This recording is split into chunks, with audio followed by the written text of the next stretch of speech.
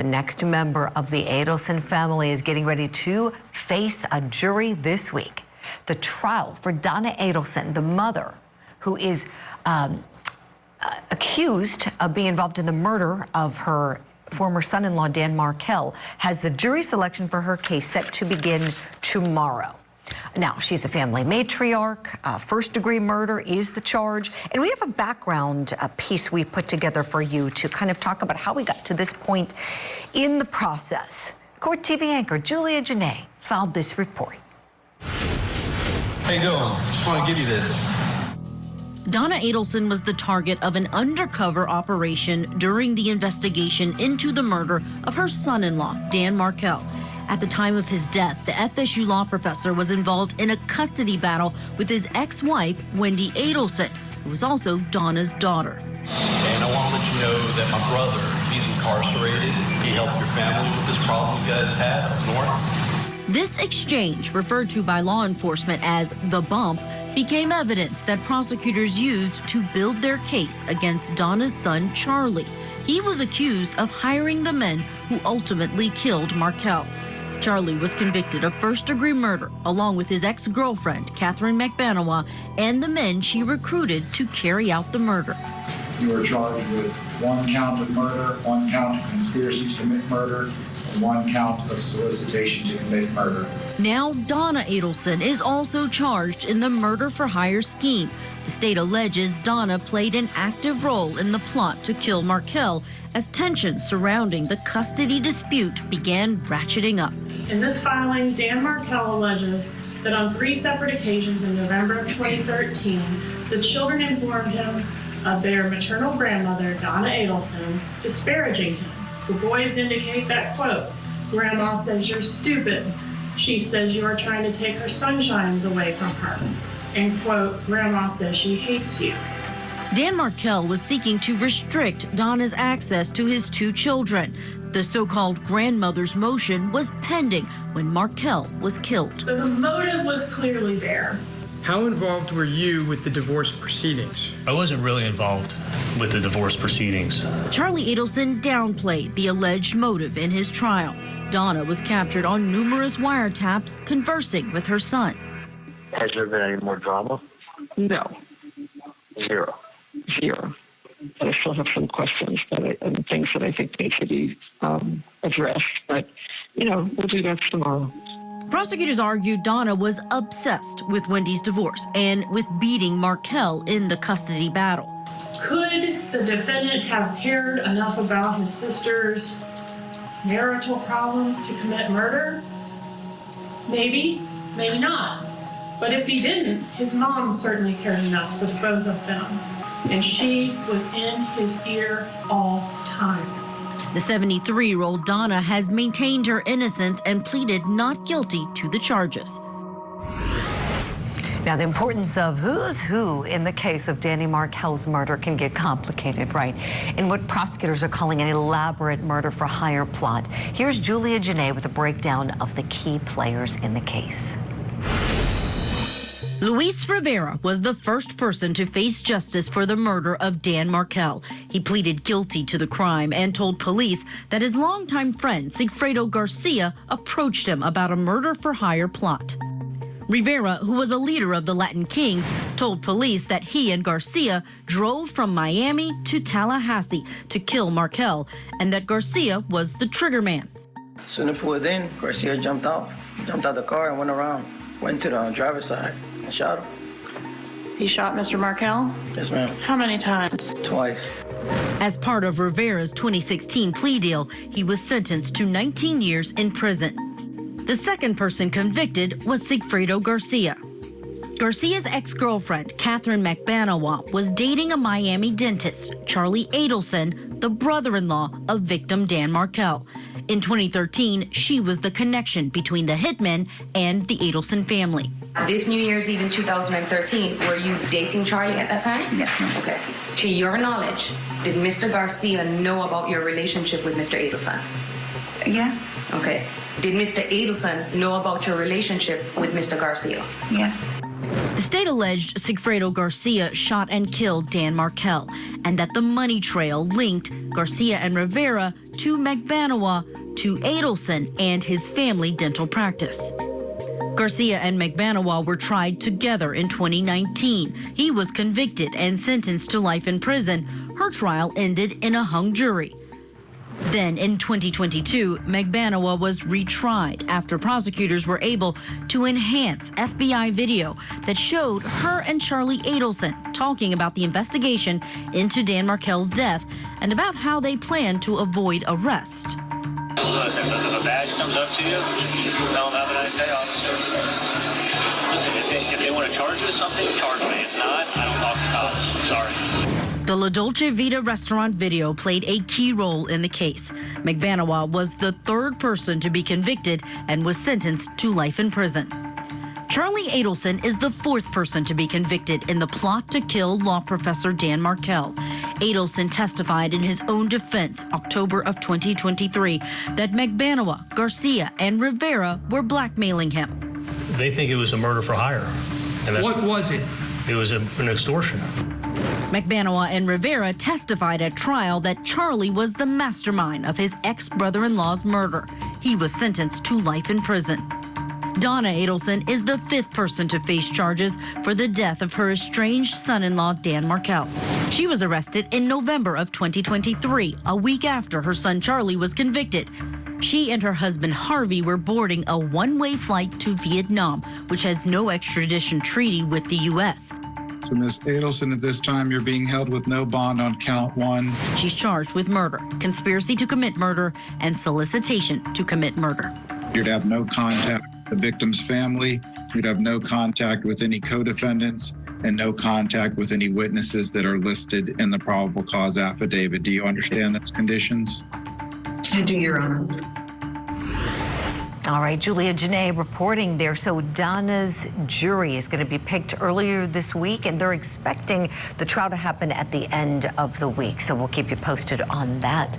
Let's talk a little bit about what we can expect, what Donna's defense is going to be. Let's bring in law enforcement expert Sonny Slaughter and retired DEA Supervisory Special Agent Michael T. Wilhite Sr. Good morning to you both.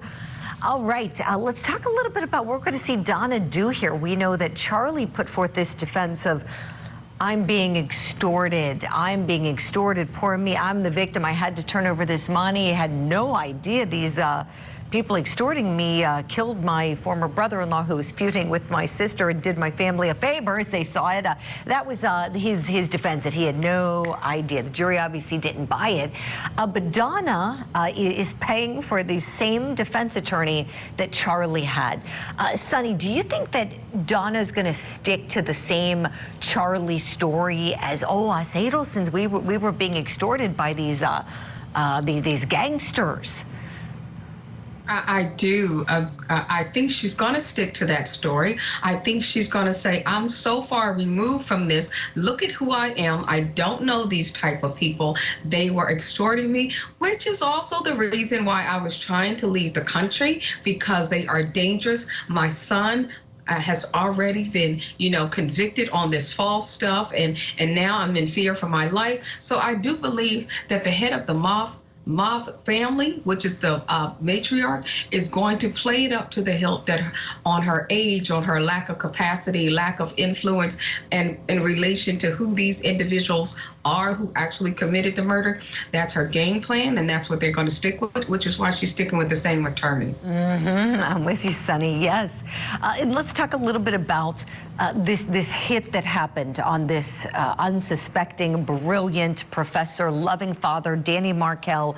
So if you believe Charlie's story, the jury didn't, but if anybody out here watching does, Michael Wilhite, if anybody watching Charlie testify believed what he said, you would have to believe that these gangsters committed a murder without any advanced payment or promise of payment, because he knew the murder would benefit some of the desires of some family members, and then they go after the family members and try to squeeze them for the payment. In all your years of service, Mike Wilhite, have you ever seen gangsters operate like that?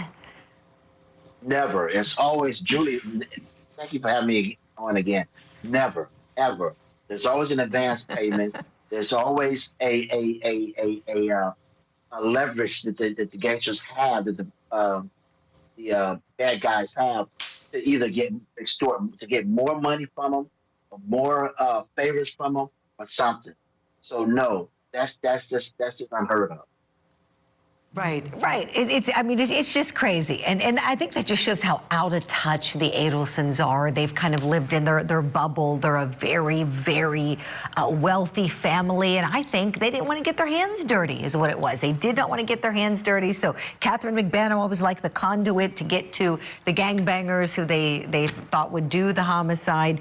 It's just despicable. But now here they are. Look, the truth seems to have caught up to them. So we'll see how much of a hand Donna had in any of this when her case goes to trial. This hour, we're focusing all about Donna. So we're going to hit a break. When we come back, we're going to hear some of the jail calls between her and her son, Charlie. Coming up next. Matriarch of the Adelson family gets arrested. Terrible. Donna Adelson is facing charges of murder, the death of her former son-in-law, Dan Markel. Prosecutors say a bitter child custody battle was the motive for the murder-for-hire plot. Now that Donna has turned into a defendant, what's next for the Adelson clan? Now that the ship is really sinking fast, blood doesn't matter that much. The Matriarch Mastermind murder trial. Live coverage begins this week, only on Court TV.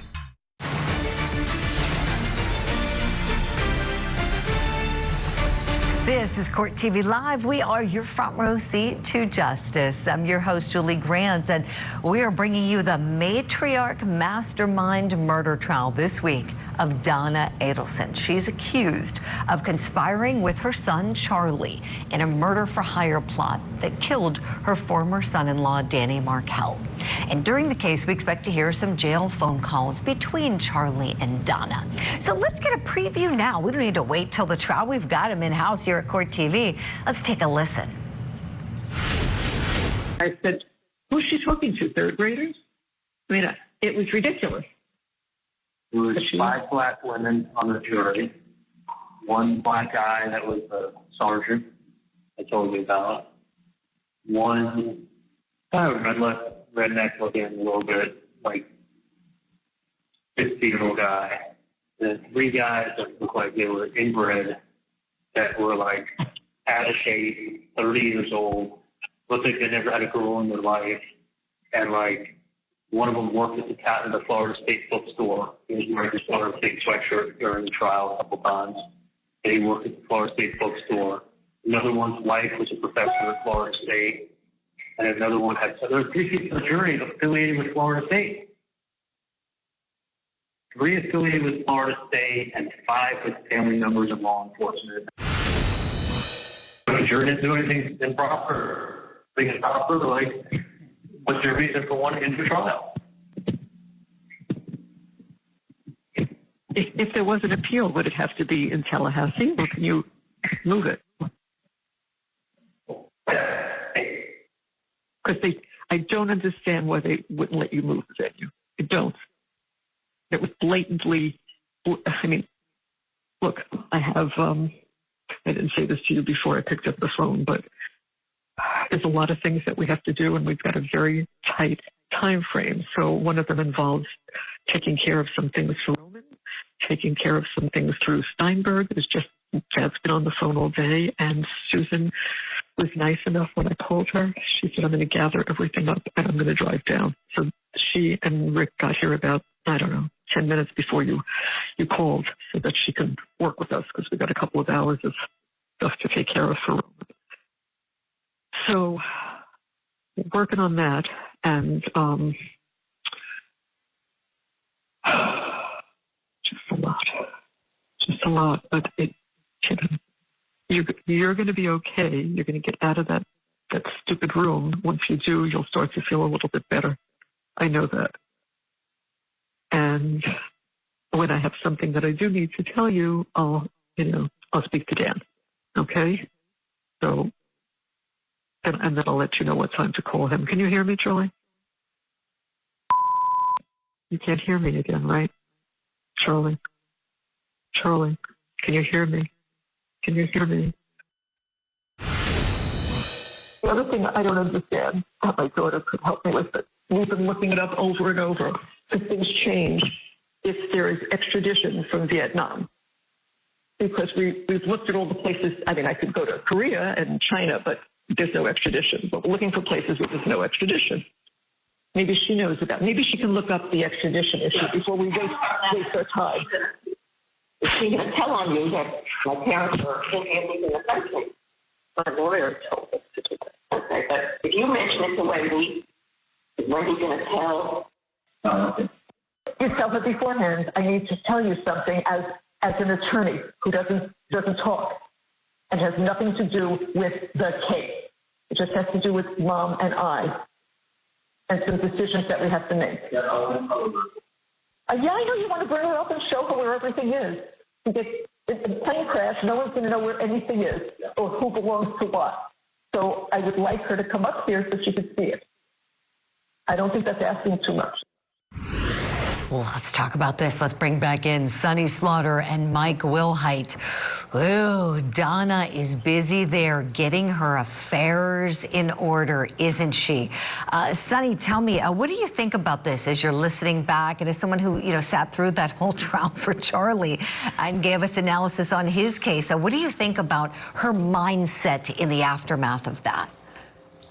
She was very calculating. She was very focused, very driven, and very determined to figure out how to get Charlie out and then get her and Charlie and the family out of the country and ensure that people knew where things were. But, I'm not sure with all that she was doing, why is it that people never remember to stop talking on the telephone that is being recorded? And I'm just like, okay, that's the one thing that they have on court, not on court TV, but they have it on here too. But, on the crime shows on TV that they always get you with that and people always do it. I'm like, are you really planning all of this stuff, not thinking that law enforcement professionals who do this for a living don't know what you are talking about? Get a grip. And Mama was not with it on this one. No, you're exactly right. And he hangs up, as we could hear, got disconnected, however that went down. And she keeps talking. To your point, Sonny, she just keeps going. And the people in the background are getting recorded too. Oh, this is a prosecutor's dream when you get admissions on a jail call. Only issue is just authentication. Just get that tape on in. It becomes your case evidence. Michael Wilhite, tell us what you think, please. She's looking for places that won't extradite her. And this is going to come in before the jury. The prosecutors already got the ruling in advance of trial. They're going to get that flight is consciousness of guilt instruction. How powerful do you think that evidence is going to be, Mike? Very positive. If I may add to my co-sign with my colleague just said, in addition to all that, it's posted that the phone calls are recorded. They're telling you, they tell the inmates that the phone calls are recorded. So for her to continue and talk about things on the phone, I mean, it's just crazy. As far as how important it is, I think it's very important. It shows that, again, like my colleague said, she's very calculating, had plans of trying to make plans to leave the country. It shows that she was truly the head kingpin, so to speak. He's the mastermind. Michael Wilhite, thank you for that. Oh, we're not done with Donna. We're just going to hit a break as we're nearing the bottom of the hour. When we come back, we're going to return to the day that she was arrested at the Miami airport after buying that one-way ticket to Vietnam.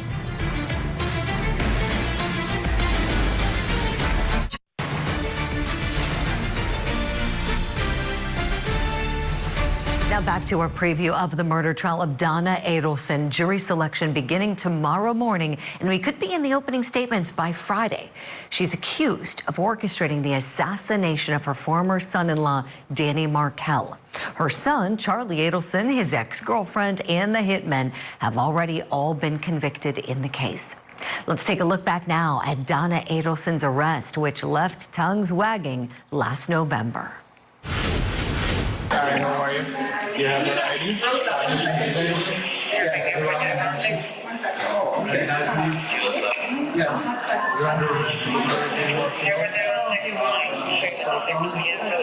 Cell phone? No, I don't want to give it to you. Why do I have to? Because my attorney said not to. Why do I have to give it to you? This is evidence. Evidence. Madam, she's under arrest. I have to go with. I have to go. I have to go. Let me help you out. No, I have to stay. Please don't do this. You need to grab the bags. Take the bags. Yeah. You need to wait outside. Okay. My husband's almost 80 years old. He can't come with me. Please, can I go? No, you can't join me there. Oh, don't do this, please. Please. Oh, Someone's got to help him get home. This is terrible. You can't do this. This is Onto that for me. Is that okay with you? Please. You don't have to have the handcuffs on. She's not going anywhere. Please. Please. Do you have anything in your pocket?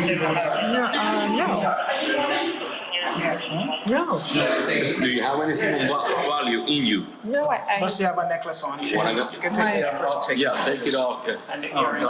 And the earrings, the rings, take everything. You give it to your husband. Because once you arrive at County Yale, they're gonna make you remove all that. Can I call my attorney? You got a passport ready? Where am I going? Oh, which part will help anything? Where am I going? You're going to the Dade County Jail. Dade County Yale. No, this is right here, the one on 25. Wait 1 second, One please. second. Please. Okay. Do you have any other rings on? I'm sorry. Remove your earrings. So you don't have them.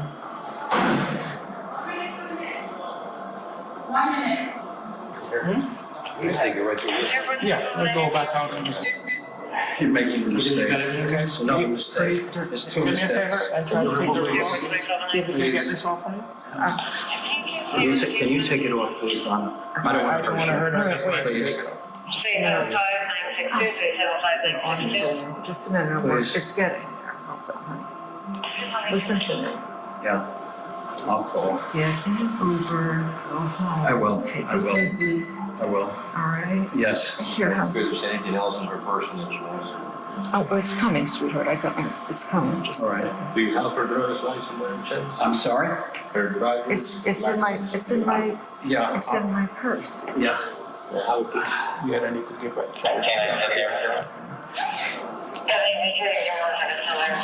Sure. Do you need her passport? Or can I give it to the husband? The passport, can I give it? What's wrong? Where is it? It's in the blue and white. It's in the blue and white. Yeah, but I'm gonna get her driver's license first. Yeah. And the license, the address on your license is correct? Yes. She needs all her details. When she goes to jail, they work some. They're all in here though. Yes, they work. If I take them here, what will happen is when you go there, they possibly toss them out. So when you go to there, you will meet the nurse and the doctor, and then they'll work in conjunction with the hospital to get you whatever you need. Yeah, but I don't have a list with me. I know what they're doing.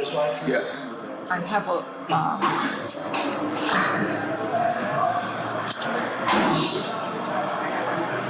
Is it multiple or is just one or two? There's a bag of medication in here. Is that what you're asking me?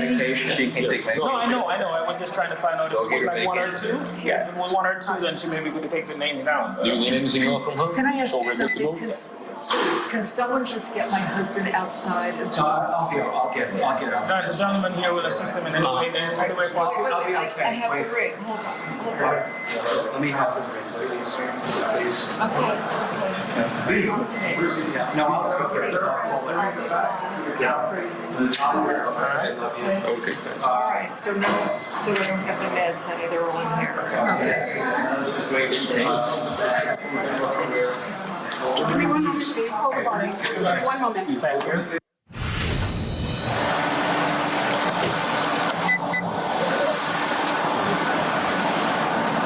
Sit, please. Be careful of your head. I will sit first. You fit in. Perfect. Thank you. Yeah. That's a comment, okay? Recording.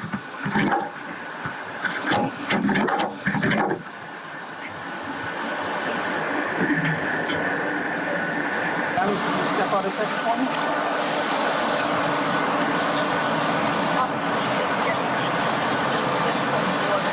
What? Okay.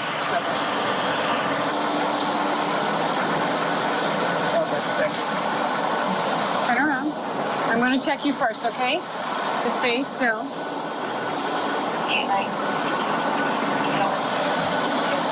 Anything you have that may pinch me?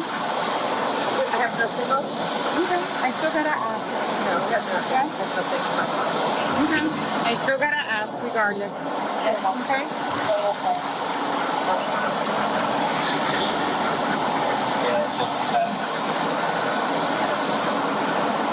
Turn around. Face me. I'm gonna do the same to the front, okay? Just to make sure nothing drops.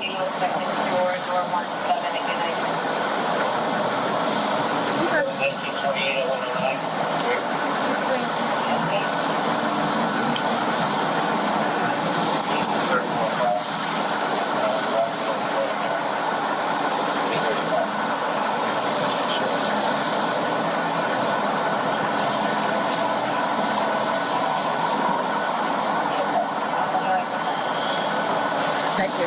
You're welcome. Back in? Yes, ma'am. Just get air conditioning on this stuff. Well, the air conditioner doesn't go to the back because of the vent there, because of the plastic. Can we open this a little bit there? Absolutely. That's great. That's fine. Okay. It'll be freezing in the jail, so great. You'll be glad you have it. We're gonna take it.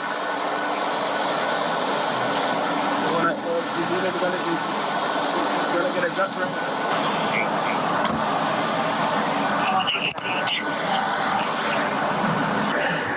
Please get some water.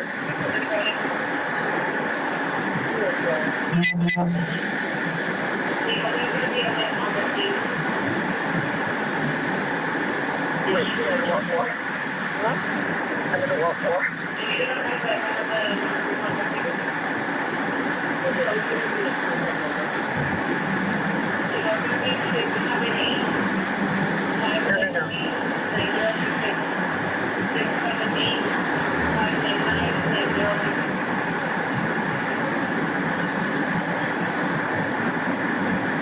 Thank you.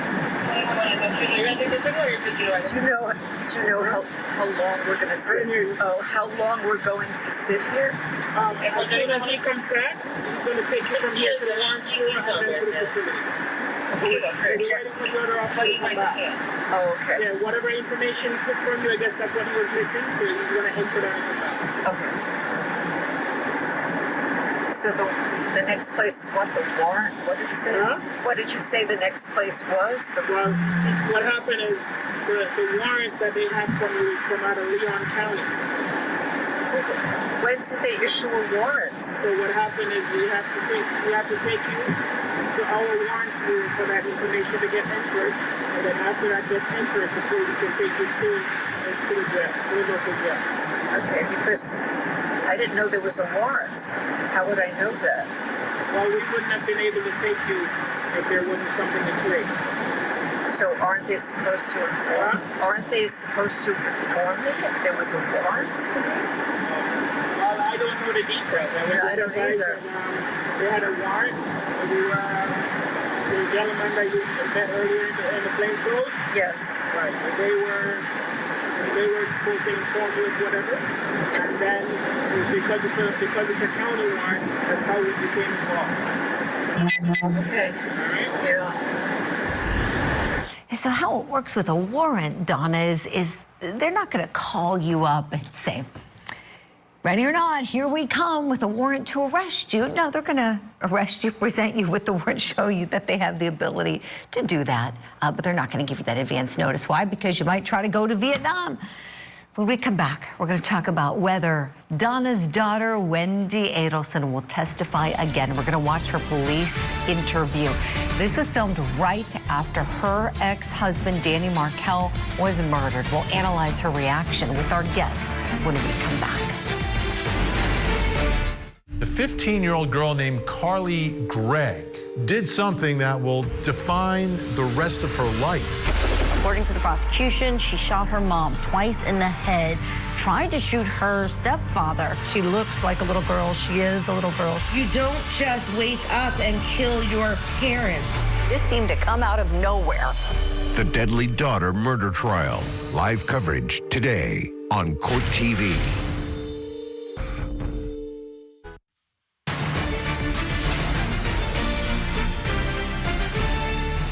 It is great to have you with us on this Monday morning. Welcome back to Court TV Live. I'm Julie Grant. As we're gearing up for Donna Adelson's murder trial, we're taking a look back at some of the state's most compelling pieces of evidence they've got against the family matriarch, including Wendi's police interview right after her ex-husband was shot and killed in 2014. In the portion we're about to play, Wendi asks herself one simple question. Who could be responsible for her ex-husband, Dan Markel's death? Oh my God. Well, my parents sounded really surprised, so it's at least a relief. I was trying to think of who would be angry enough to do something to him. My parents would be angry, but they're not capable of this. Thank God. I really couldn't handle that right now. Yeah, no.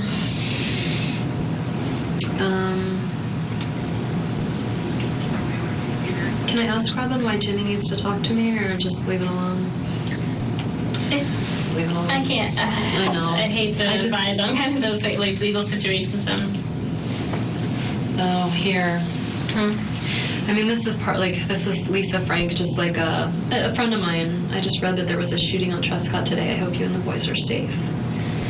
It's weird though. It's like, I guess the reaction is they're worried like that Danny did something, right? Because otherwise they know Lisa knows I don't live on Trescott. So I don't know. Wait, Jane is on her way to TPD, but I don't need her here, right? Because I'm going to Allen's. I think from my read when Joanna came in here, that someone was going to drive you and Joanna was going to drive your car last up to kind of, so that way your car would be somewhere safe. Okay. But maybe something has changed because things start to change a lot. Okay. I'll just leave her here for the minute. And I think, you know what, your friends want to be here for you, and if things change, they're flexible, especially if she's a social worker. Yeah. Used to flexibility. So God, I have so many social workers in my life. Jeff sounds crazy when I talk about him like this. I don't think so. I really hope he didn't do this. Is there something that would make you feel like he would be capable of something? Because you said... Who is capable of doing something like this? I don't know anyone that, I represent victims of trafficking, but, I don't know the traffickers. And, I don't spend time with them. And so in my mind, someone who's capable of, extinguishing a human life or, thinking someone else's life is less than theirs. I work with the victims who have been thought as less than human, but not with the people who think that's okay. You can look at the full one. It's kind of hard to see here because it's printed sideways. Do you think there is insecurity that has nothing to do with something? But is this It's a calendar thing, so it's telling you to talk to JRL. Okay, yeah. So I have been talking to friends this week about what to do about Jeff, whether to get back together with him. And yesterday I talked to my friend Joey, who had some ideas. And so I put that in my calendar for Monday because that'll have been a week since I've not talked to him. So I put it in to remind myself, okay, now it's been a week.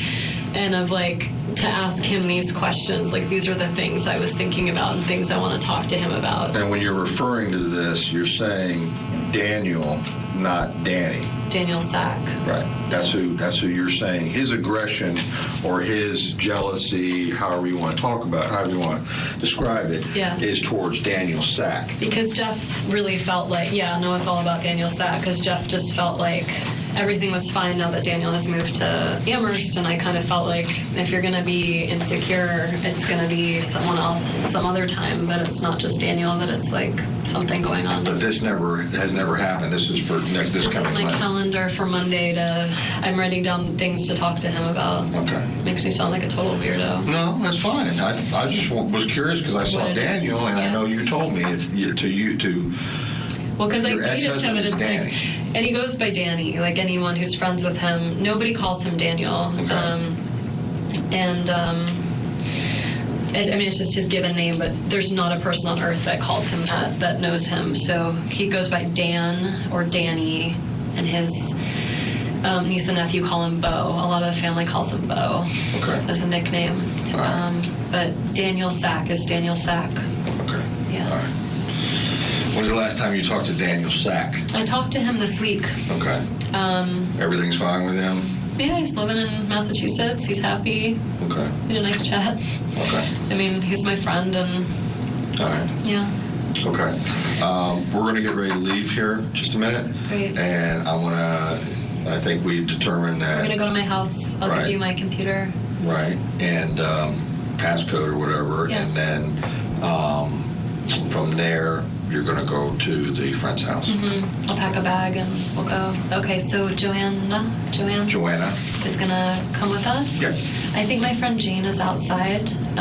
She said she's parked outside TPD in case I need her. So we can tell her, I guess, that Jane that was here. McPherson? Yeah.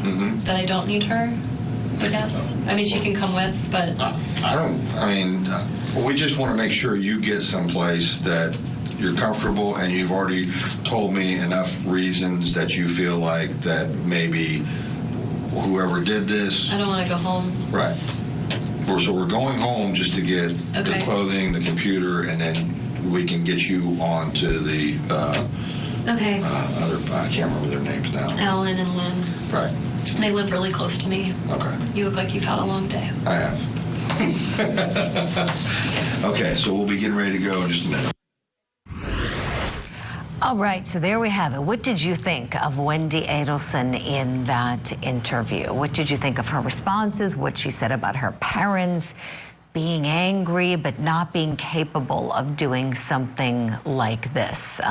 I still want to know when Wendy's getting charged. I am still of the belief that we're going to see charges come for her at some point. We'll see.